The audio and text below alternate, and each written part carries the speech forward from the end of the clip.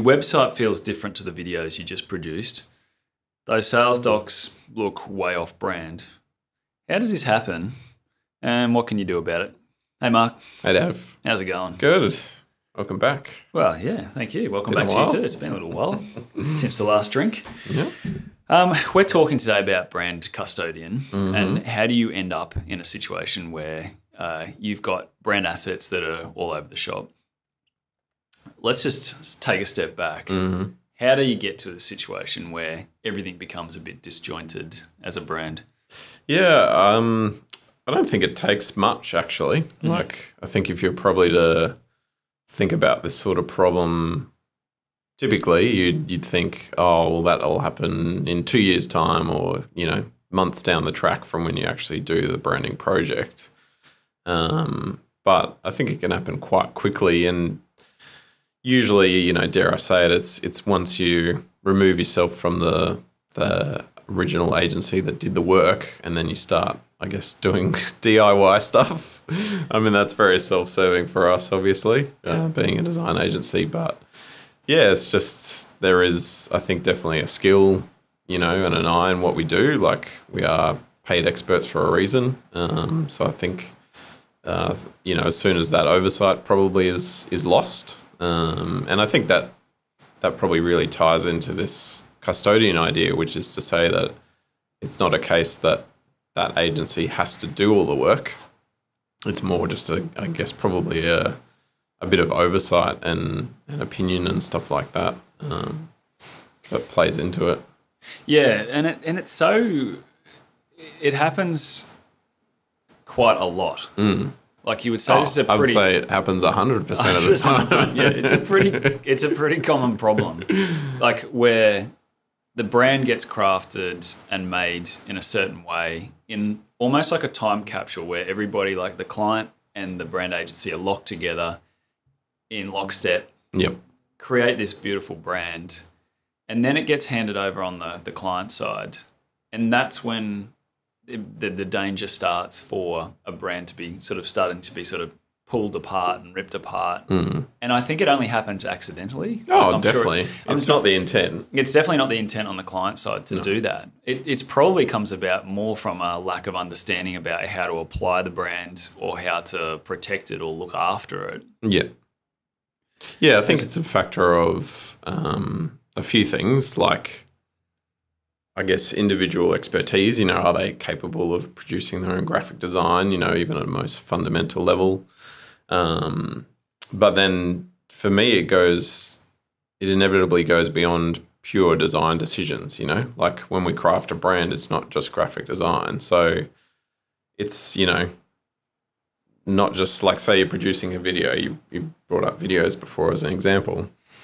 It's not just, am I using the logo in the right way when I'm putting it in the front and back of my video? It's like, well, what's even the motion design style that you're using, to create your top and tail of a video? Like, that has a tone, it has a feel, and right. Again, it's like, it's not just can you execute that as a decent piece of design, but does that align with the brand? Is it up to the standard?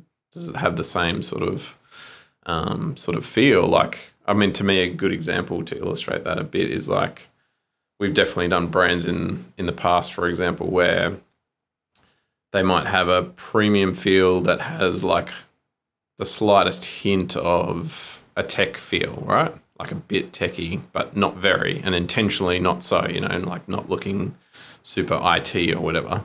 And then they'll go and create a top and tail for a video, and it'll feel very techy, it'll sort of do lots of 3D spins and all this sort of stuff, and it just is not nearly the intent of the original tone of the brand. So again, it's not just that technical design ability or the ability to produce these assets at what is like objectively a decent standard, but making sure that they actually marry in with the tone and other things of the original brand. But then to elaborate on that video example even further, it's how are the people dressed in the video? How are they talking like, on and on and on. There's all these other decisions that are further perpetuating that brand image. And like we talked about from the start, it's all about the entire perception of the business that makes the brand, not just the graphic design. Yeah, that's a great point. So it's inevitable that a client, even if they have a designer or something in-house, like you still need, in my view, that outside opinion or whatever. The agency doesn't have to continue to do every single little business card or flyer or whatever, but I think having them involved as a sounding board or someone to look over work and, just continue to, like, as we're talking about, be the custodian of that brand to keep true to it going forward. We often get this in messaging as well too. Another great example. Where messaging, again, sort of in a time capsule, is crafted to make sure those core messages are on point, but also there's a tone and a personality and a style to the right way that you write that. So like you might come away from a project with a very conversational style of messaging. Yeah. And then what ends up happening is you get all this like kind of weird corporate speak starts working its way back into like the copy that they write, for example. And so you get this disconnect between what the brand should really be kind of saying and what the brand, kind of then ends up becoming. Saying and sounding like, exactly. Yeah. And I think that messaging to me is a great example too of where, because a common, I guess, come back to this idea would be, oh, well, why isn't the agency doing a better brand guide that outlines how the brand should be used visually?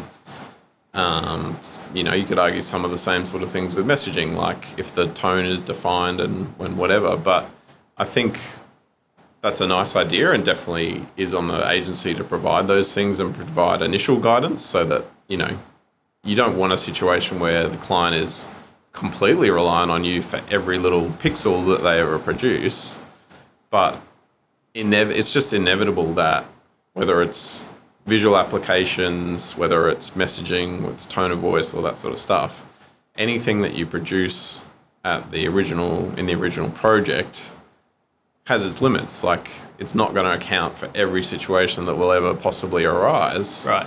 So it's just inevitable that there'll be points in time where you'll need to add to that, to even to evolve it. Like that's a whole other point, really. But you'll never capture every situation and every outcome right at the very beginning. It's an ongoing thing. I think that this kind of lack of brand guidance as a brand is handed across from agency to client, that's actually kind of a bit of a break point, right? So when the documentation is maybe lacking or it's misunderstood, that's a potential break point there.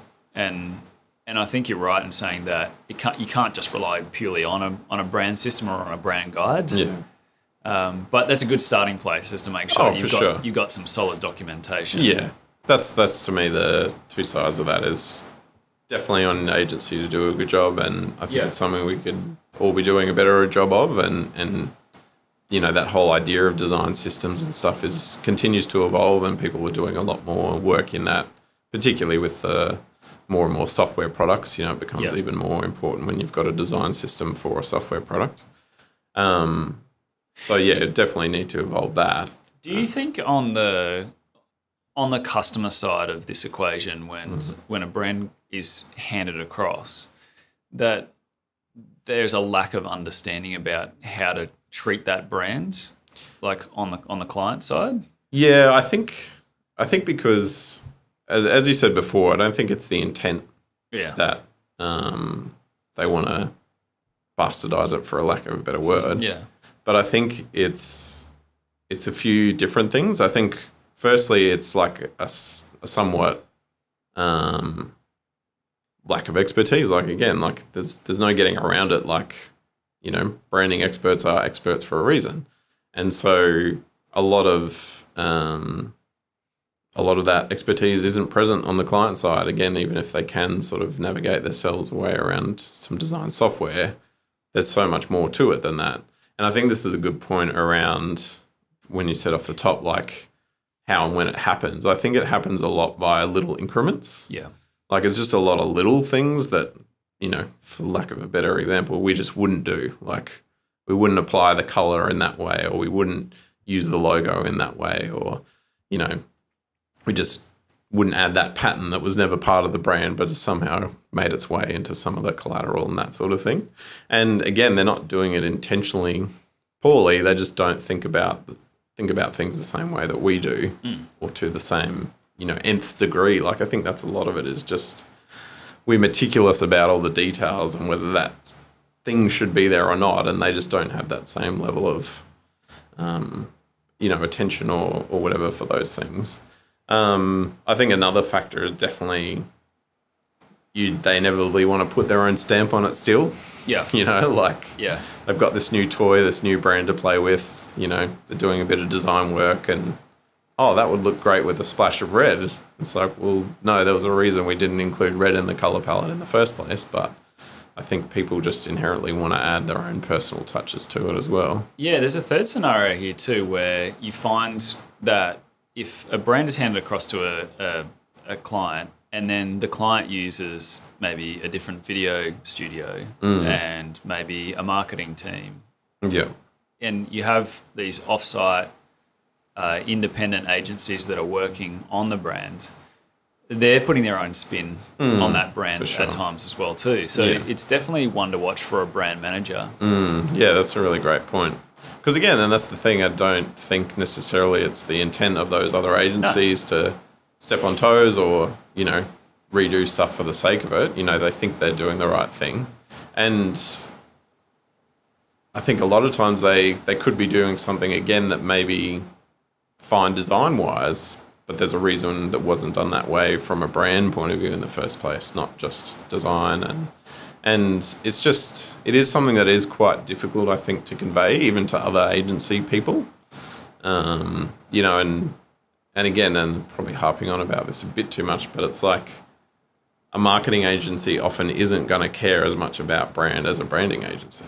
You know, they will think something that they think is fine, we wouldn't say is good enough. Well, if you are a marketing director or you're a brand manager on the client side and you're listening to this right now, you're probably thinking, there's two blokes just give themselves a pat on the back, or something else. Yeah.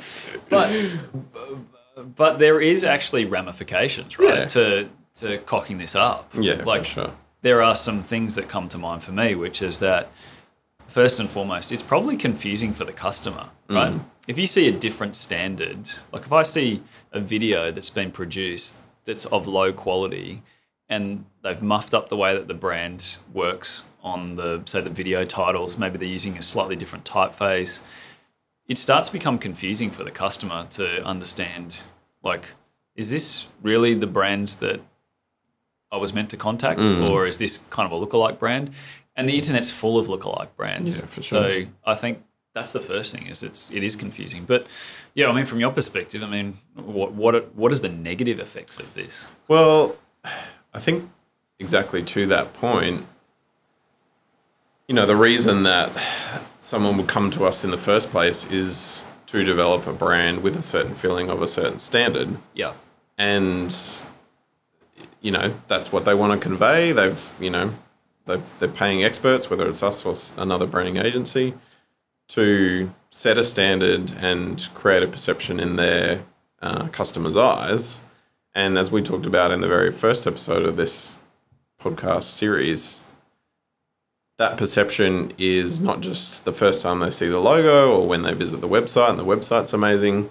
It's a cumulative experience of everything that happens thereafter. So in your example, they might have a great first impression on the website, then they press play on a video that's on there and the standard's not great, has a very different feel, feels a bit amateur, then that initial great impression has suddenly gone down a peg.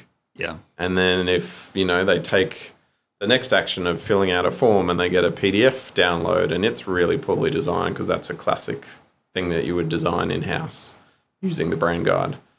Okay, so that reputation's then knocked down another peg, and on and on and on it goes. So, and again, it's one of those things I definitely feel that could be like death by 1,000 cuts too. Like, it's not necessarily that first video is terrible. It's just not right. then the PDF is just, again, it's not terrible. Like, it's probably better than X other people in that category, but it's still not up to the original standard of the brand. So in a way, to me, like, to put it another way, you're sort of protecting that original investment, you know, that you made. You invested money into developing a brand for a reason. You believed in that reason at the time. I don't think that reason's changed. So if you want to maintain that, I think it's just inevitable that you're going to have to, I guess, keep investing in it. And for me, I think that is a good sort of segue into, okay, well, what are we actually proposing by all this? Like, because I definitely want to be clear that we're not, like, ragging on clients or saying that they can't do it, or that, you know, every bit of work you have to take back to the branding agency. I think it's a bit of a different relationship, a different model than people were probably familiar with. So it's probably worth talking a bit about what that looks like. Yeah, absolutely. Yeah, I mean, should we introduce the terminology of Yeah, sure. brand custodian? Yeah. I mean, we talk a bit about brand custodian. It's probably not a role that's really well understood, so maybe that's a good place to start. Yeah. I mean, what is a brand custodian? Well, I think partly because it is, I guess, a fairly new idea, sort of still navigating what it really means. For me, I think it is, you know, like the name says, you know, someone who is in charge of upholding those standards and making sure that the brand is guided and evolves in the right way, and that all the stuff that's being produced lives up to that standard. So in terms of, like, practical application, like, I think for me it's not even that you have to get the brand custodian to check every single bit of work, but certainly at key milestones, or if you're doing a major new internal project like developing a template for a video series, or how you're going to produce videos going forward, it's just a check-in, you know, here's what we've done, or here's what we're thinking of doing. This is sort of the style that we're going for. Like, what do you think, you know? And basically getting people to voice opinions around that. And just, you know, like, to me, the ideal outcome is that you just feel like you can call on that person anytime you think, hey, we're doing something new. Like, what do you think? Does this meet the standard, sort of thing? Yeah, and we've got a ton of practical examples around this where we have clients who kind of leverage us in that way. Yeah. It's like, we've got this new thing we want to do. Here's what we're thinking. Hey, we went and tried it with a freelancer and we cooked it up. What does it look like to you guys in terms of upholding that standard? And it works. Yeah. Like, it works to have that single person who is really attuned to what the brand needs. Yeah. And I think it's important, because when you come full circle on, like, what does this mean to a customer, if they can see consistent brand effort across all the assets, across all the touch points, to me, it equals trust. Yeah. At the end of the day. Yeah, for sure. I mean, it's always the resounding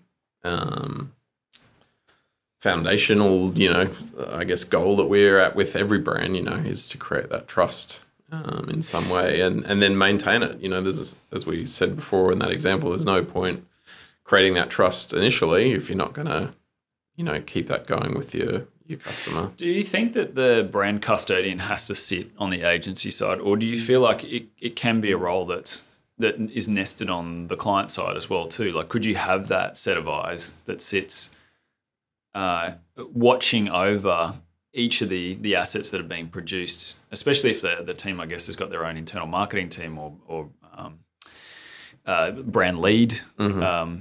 Do you think it's possible to have it on the client side?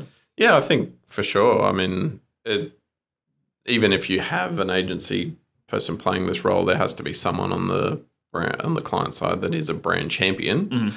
And I think if their expertise does, you know, go into the realms of all these things, I think the other thing that's important too is, like, in much the same way that you would typically think, oh, well, the agency gives the brand guide and then they walk away.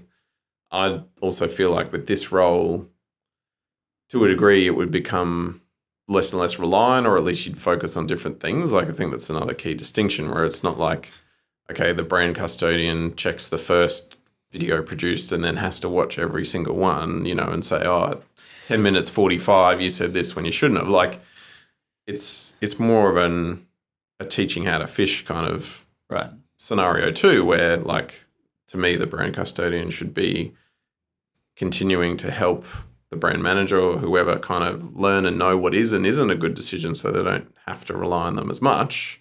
Or if they still want to spend that same time, they can ask them about different things rather than, it's not a role of, like, constantly, oversighting graphic design. It's more of a collaborative, somewhat strategic and aspirational on a higher level kind of consulting relationship. So if you take this down into a real kind of practical, like, level, what it looks like to me is, like, that person who's sitting in that role, whether it's on agency side or client side, they have, what are the tools that they've got? They've got their brand system or their brand guide. Mm-hmm. So that kind of forms the basis of, okay, this is the manual, this is the standards. Yep. But then that person also has to have good taste, right? Good design taste. Yeah. And also an appetite for consistency as well, too, to consistently see that brand. But on a day-to-day level, like, getting even down at that 10-foot level, what are some of the other things that come to mind for you in terms of how to, kind of roll that brand standard out? Yeah, I guess, obviously, at the early stages, there's going to be a lot more to be done, in the initial design of documents and templates and websites and all that other stuff that happens at the start. But I think then really from a, I guess, ongoing point of view, it's just, awareness and attention, to detail and stuff like that. It's kind of relentless. I think that's the other thing. That's the other thing that I think makes it difficult for people who have busy jobs that then go across, lots of different hats and stuff as well, is it's exhausting to have to keep going back and thinking, to, these really fine details, whether that is or isn't, right. So I think it's really just being aware and alert, but then wherever that partnership line draws, I guess, between someone who's doing the work or making the decisions on the work and then this custodian type role, it's just making sure, again, that consistent communication is there and that, like, I'm sure for a lot of clients in this role, it would be hard to kind of remember, actually I should run that past such and such, Yeah. You probably learn to get a bit more of a feel for it as you go along. And I think that the client's confidence would grow and, their understanding would grow, especially if the person on the agency side is doing a good job of explaining why that shouldn't be that way or whatever, because for so many people, I think on the client side, it's not natural. It's not their area of expertise, or a lot of what they think is fine, again, sort of wouldn't be in our eyes, but for good reason, but they just don't necessarily see the reasons the way that we do. So, yeah, I think it's just the constant thinking of it, the constant care factor, and the constant communication. Yeah. So, I guess to kind of bring this full circle to kind of come to a summary point on this chat. It's this lack of the brand system that becomes a bit of an issue in the first place. And then the kind of the dexterity or the understanding of the brand as it's handed across, that creates that sort of first fault line. It's bad because it's confusing to customers. It's bad because it erodes trust. And we know that by installing a kind of brand custodian either on the agency side or the client side, you're going to see a more consistent approach to brand. Yeah. What are the takeaways for you out of all of this? Yeah, I think the main thing for me, I think, is just understanding that the new paradigm that we're sort of putting out there, which is not to say, like, for me, it's a shift from an old black and white kind of view of, like, either, okay, the agency's done. Yeah. They've done the branding project, that's finished. We now have the brand, so we'll go and do all the work. or that the alternative being, oh, well, I have to pay this expensive agency all the time just to update my flyer with some new details. Like, that is the old paradigm. It's one or the other, you know? Either you're not using the agency at all or you're using them for everything. Yeah. And I guess what we're talking about a lot here is that there is a middle ground where you're still doing most of the design work yourself, writing your own copy if you need a new page on the website, all that sort of stuff, but you're still leaning on the agency to make sure that that brand is maintained through all the work that you're doing yourself. That for me is the biggest takeaway, is understanding that as a new way to work. It's a good one to finish on. Nice. Solid. All right. Cool. Thanks, mate. Good chat. Thanks, Dave.